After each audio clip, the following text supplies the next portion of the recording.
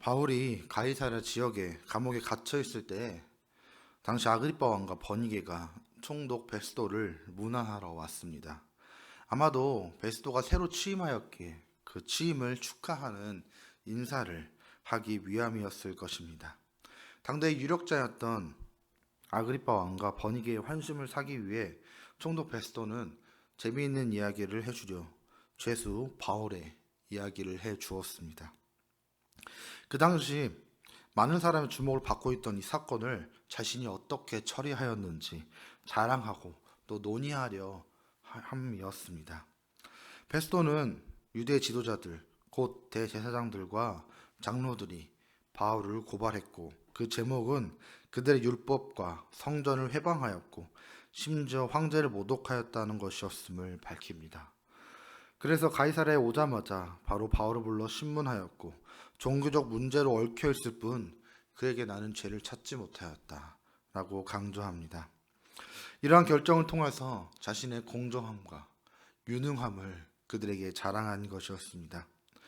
베스도는 이 문제를 해결하기 위해 바울에게 죄수인 너를 예루살렘에 가서 고발한 사람들 앞에서 재판을 받을 것인지 물었고, 바울은 로마 시민으로서 나는 황제에게 재판받기를 요청한다 하였으며 자신은 그것을 기꺼이 받아들였다고 말합니다.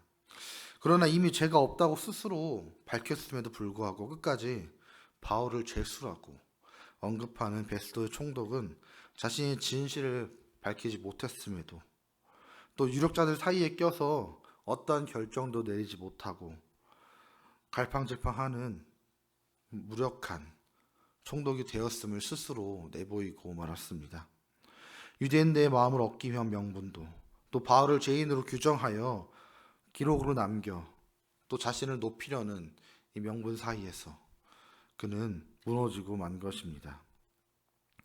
바울의 신변은 자신들을 죽이려 한 유대의 권력자들과 또 바울을 통해 자신을 높이려 했던 총독의 손에서 벗어나 결국 하나님의 손에 붙들리어 하나님의 계획 속에서 로마까지 이동하게 되었습니다.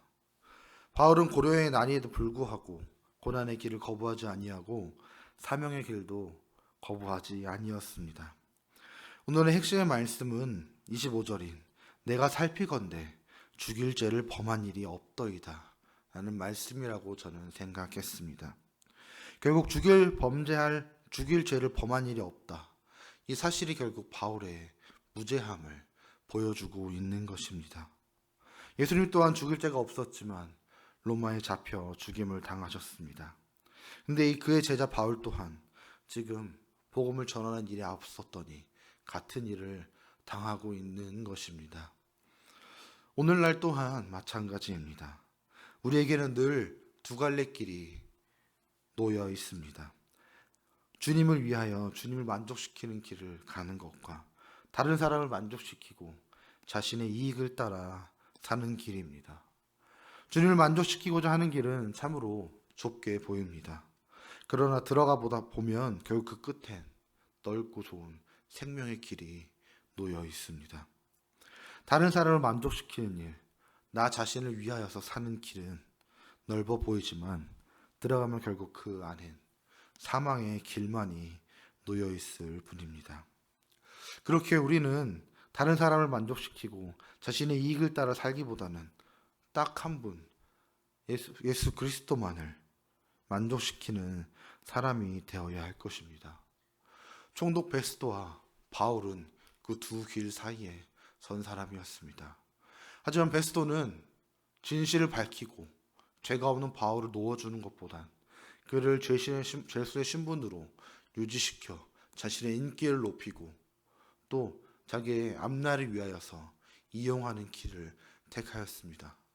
그러나 바울은 아버지의 뜻에 따라서 자신의 죄가 없지만 로마까지 가서 재판을 받는 길을 선택하고 주님의 뜻을 따라 사는 길을 선택하였습니다. 주님께서는 오늘날 우리에게도 그 선택권을 주십니다. 선택권을 주신 하나님께서는 우리가 옳은 선택을 내린다면 우리와 함께 하시고 우리를 인도해 주실 거라 약속하셨습니다. 고난의 의미를 알면 우리는 그것을 참고 견딜 수 있을 줄 믿습니다. 우리의 삶의 가운데에서도 많은 일들과 고난들, 지진한 일들이 너무나도 많이 일어납니다.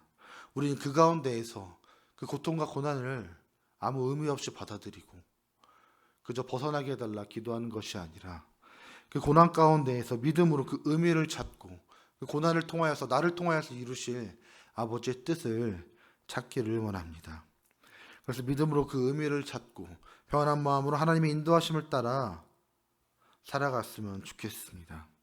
그래서 우리가 하나님의 기쁨이 되는 선택을 매 순간마다 내림으로써 아버지를 기쁘게 하고 또 주님의 뜻에 따라 삶을 살아가는 저와 여러분이 되기를 소망합니다.